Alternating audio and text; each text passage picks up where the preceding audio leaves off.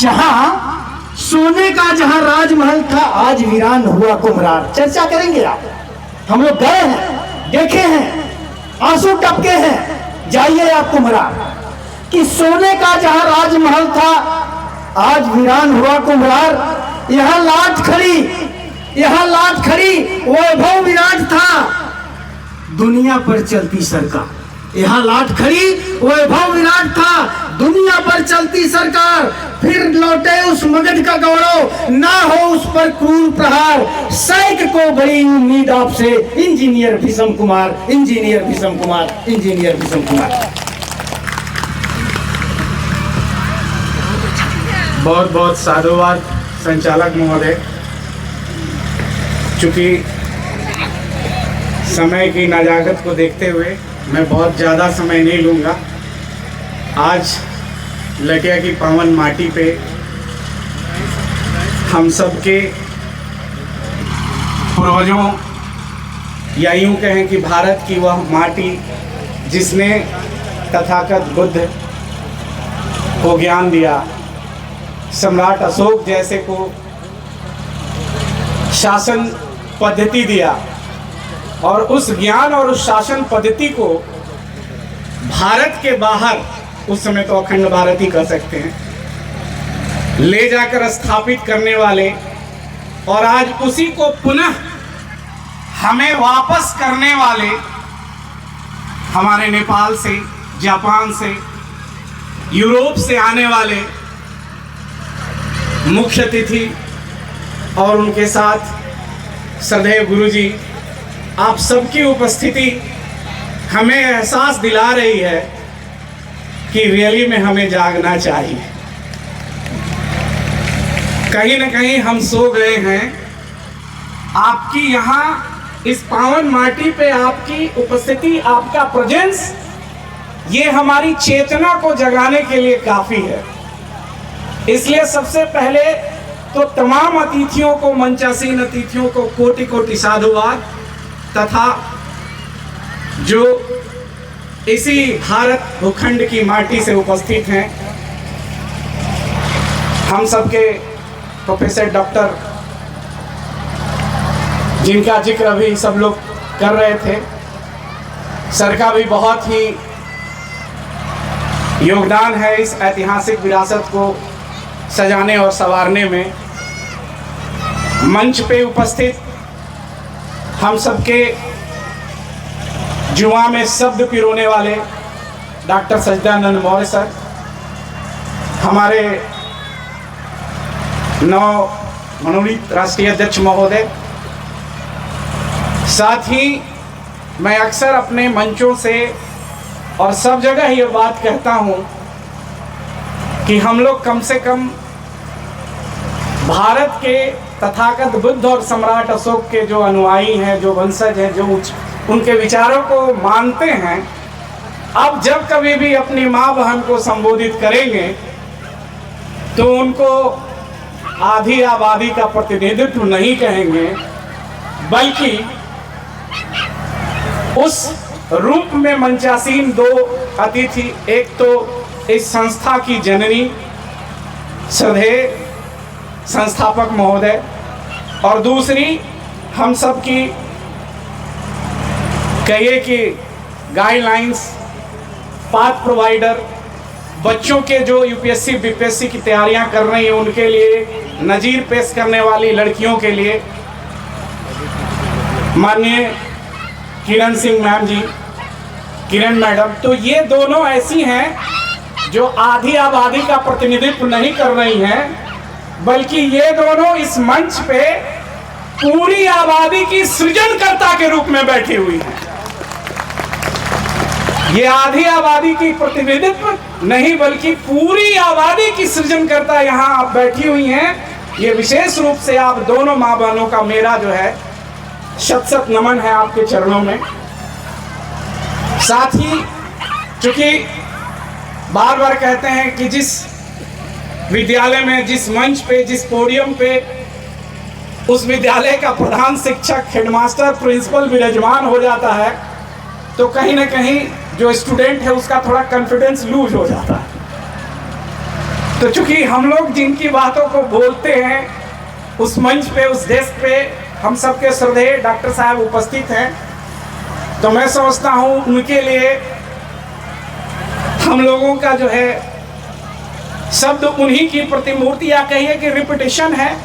इसलिए मैं चाहूँगा कि आज ये पूरी आवाम पुनः हर साल की बात ही उनका तहे दिल से स्वागत करते हुए उनके मुखारबिंद से विचारों को सुनेगी और एक नई ऊर्जा को लेकर यहाँ से जाएगी। मैं बिहार का प्रतिनिधित्व करते हुए इस बात को मैं हमेशा कहा हूँ और आज भी कह रहा हूँ कि यह लटिया सम्राट अशोक क्लब और हम बिहार की धरती से आने वाले लोग उनके लिए ज्ञान पुंज और ऊर्जा का स्रोत है।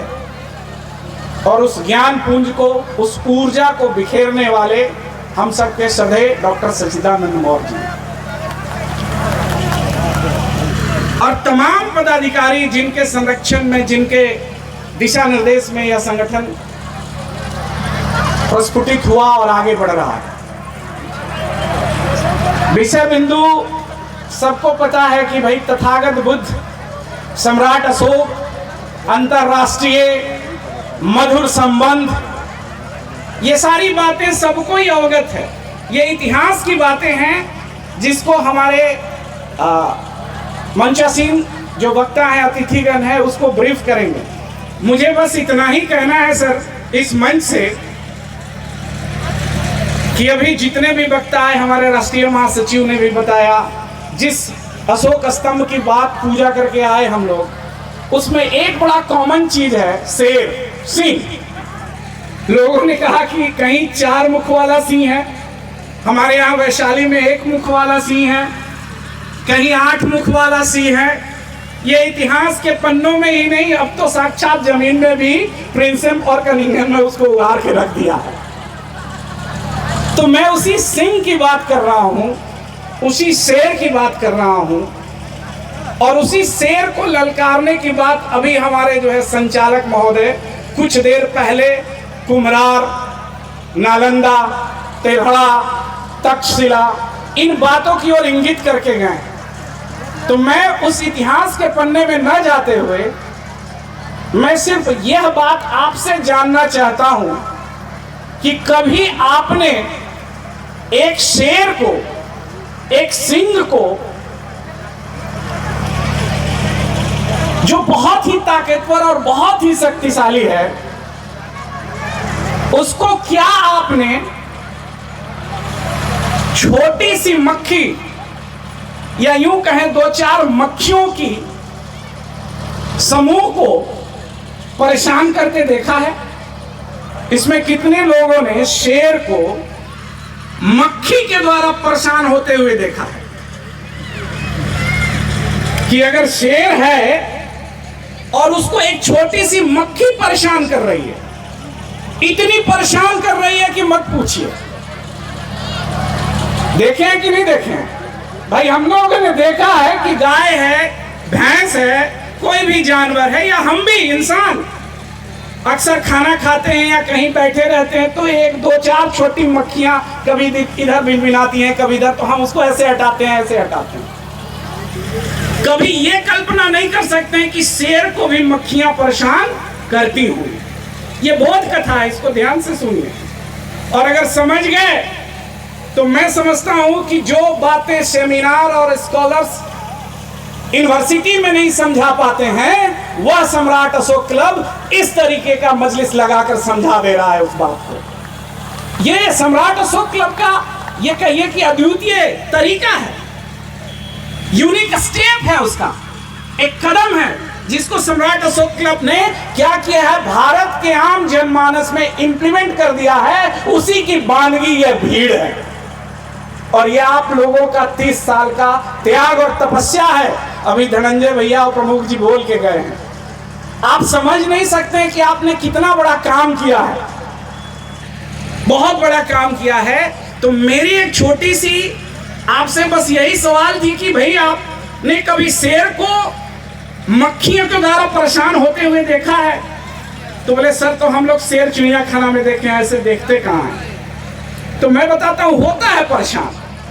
जब शेर एकदम आराम से सुस्ताता रहता है, रिलैक्स मूड में, तब एक नहीं 1000 मक्खियां उसके ऊपर बैठती हैं। और शेर क्या करता है, कभी पूंछ हिला देता है, कभी कान हिला देता है, कभी गर्दन हिला देता है, लेकिन मक्खियां फिर से बैठ जाती हैं। शायद मक्खियों को पता नहीं है कि वो शेर है, जंगल का राजा है। जंगल के सारे जानवर को पता था कि ये शेर है। जंगल के सारे जानवर को पता था कि ये शेर है, कोई उसके पास फटकता नहीं, तुरंत शिकार कर लेगा। लेकिन इसी पृथ्वी पे, इसी धरा पे रहने वाली वो मक्खियां, वो भी एक जीव है, उसने एक नहीं 1000 मक्खियां एकदम शेर को जाके चैलेंज कर रही है। कभी पीठ पे बैठ जाए, कभी मुंह पे बैठ जाए, और वह शेर बेचारा आराम से उसको कभी ऐसे हिला के हटाए, ऐसे हिला के हटाए। अब लिखने वाले ने, इतिहासकार और साहित्य के हाथों में जब कलम गया, तो उन्होंने बड़ी बारीकी से और बड़ी मक्खियों की वीर गाथा लिख डाली।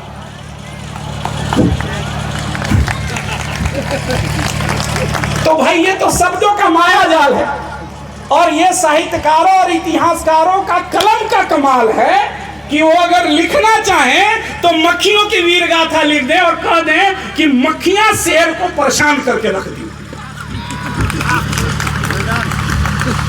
मक्खियां शेर को परेशान करके रख दी, और वो तिथि काल भी लिख देंगे कि इस जंगल में यहाँ पे एक शेर बैठा था और मक्खियां आई, इतनी परेशान करी कि शेर बेचारा बहुत बेचैन हो गया। अब ये जब इतिहास में, किताबों में, साहित्य में, लोक में, गाथा में, संस्कृति में आएगी, तो क्या हम नहीं इस बात को स्वीकार करेंगे कि हाँ हाँ भाई, मक्खियां भी शेर को जो है परेशान कर सकती। लेकिन जरा गौर से सोचिए कि वाकई में अगर शेर चाह जाए तो क्या मक्खियां उसको परेशान करेंगी? मक्खियां उसको कभी परेशान नहीं करेंगी। लेकिन ये शेर की जो है दरिया दिली है कि उसको कहा कि ले तू भी मुझ पे बैठ जा, ले तू भी मुझ पे बैठ जा, थोड़ा देर भिनभिना ले। तो इसलिए मैं इस विचारधारा, चाहे वो कोई भी संगठन हो, सम्राट अशोक क्लब ही नहीं, हर वो संगठन, हर वो नायक, हर वो महापुरुष जिसने समता मैत्री की बात छेड़ी है, बंधुत्व की बात बढ़ाई है, तो यह हमारा और आपका जिम्मेवारी, रेस्पॉन्सिबिलिटी बनती है कि उस शेर की भांति जो दूसरे विषमतावादी हैं, जो मक्खी के रूप में आकर भिनभिना रहे हैं, उनको कैसे दूर करना है। तो वो भी सीख लीजिए कि कैसे दूर करता है। शेर जब, वही मक्खियां जो 2 मिनट पहले परेशान कर रही थी, जब शेर उठता है और जब रोम में आता है, दहाड़ता है और शिकार के लिए या किसी काम के लिए जब छलांग लगाता है, तो वही मक्खियां कोसों दूर भाग जाती हैं। वो वही मक्खियां कोसों दूर भाग जाती हैं। और मक्खियों से कभी शेर बात नहीं करता, मक्खियों से कभी आरजू मिन्नत नहीं करता, मक्खियों को कभी सूचना नहीं देता कि हे मक्खियां अब हटो, अब मुझे दौड़ा शिकार पे जाना है, सल्तनत संभालनी है, सत्ता संभालनी है। वो कभी नहीं कहता, बस अपना काम करता है। तो मैं यही सभा में उपस्थित, चाहे वो बिहार से हो, यूपी से हो, छत्तीसगढ़ से हो, या नेपाल से हो, या थाईलैंड, कंबोडिया, जहां से भी हो, अगर आप अपने आप को मानते हैं कि मैं वही सिंह वाला, शेर वाला हूं जिसमें सम्राट अशोक और तथागत बुद्ध की ज्ञान की धारा चलती थी, तो आपको उसी रौब में खड़ा होना होगा, उसी शेर की तरह दहाड़ना होगा और ये छलांग लगाना होगा कि मक्खियां आपका कुछ नहीं बिगाड़ सकती। बस इसी निवेदन और रिक्वेस्ट के साथ मैं अपनी बात को खत्म कर रहा हूं कि जिस बात के लिए आपको बार बार हमको आगाह किया जा रहा है, तो मक्खियां जो हैं हमारे घर की परेशानियां हैं। इस सभा में आने के लिए या इस तरीके की किसी भी वैचारिक गोष्ठी में जाने के लिए अगर हम किसी तरीके का एक्सक्यूज और बहाना बनाते हैं, तो समझ लीजिए कि मक्खियां आपको घेर रही हैं। समझिए कि मक्खियां आपको घेर रही हैं और रौब में आइए और इस तरीके के जहां भी विचारधारा अगर प्रस्फुटित हो रही है तो उसमें अपना तन मन और धन तीनों लगा दीजिए। इसी निवेदन और आशा विश्वास के साथ मैं अपनी वाणी को खत्म करूंगा। और चूंकि मैंने पहले भी बोला कि आज जो है हम लोग को सुनना है, चूंकि इस धरती से बाहर के लोग आए हैं और उनको सुनेंगे कि कैसा था हमारा भारत, क्या वाकई में शेर थे, क्या वाकई में सिंह थी, और कैसी थी उनकी गर्जना, ऐसी गर्जना जो सिर्फ क्षमता और बंधुत्व की बात करती थी। इसलिए बहुत ज्यादा न कहते हुए मैं अपनी वाणी को विराम दूंगा और पुनः कहूंगा कि भाई सारे लोग शेर की भांति छलांग लगाने के लिए तैयार हो जाइए। और हमारे ट्रेनर के रूप में डॉक्टर सजदानंद मौर्य और तमाम प्रशिक्षक आपके पास आ गए हैं कि कैसे छलांग लगानी है। जी बहुत बहुत साधुवाद। बहुत बहुत साधुवाद। विहार अध्यक्ष महोदय, आपने शेर और मक्खी की कहानी सुनाई। हम लोग भी एक कहानी सुनते हैं, बाघ और बिल्ली को एक घाट पर पानी पिलाने की कहानी लोग कहते हैं। कुछ लोग कहते हैं कि अरे ये गलत है, कुछ लोग कहते हैं सही है, लेकिन बिहार में वो भी संभव हो गया। बिहार में वो भी संभव हो गया। आप लोग इशारा समझ गए होंगे। बाघ और बिल्ली को एक घाट पर पानी पिला दिया गया, वो बिहार है। तो चलिए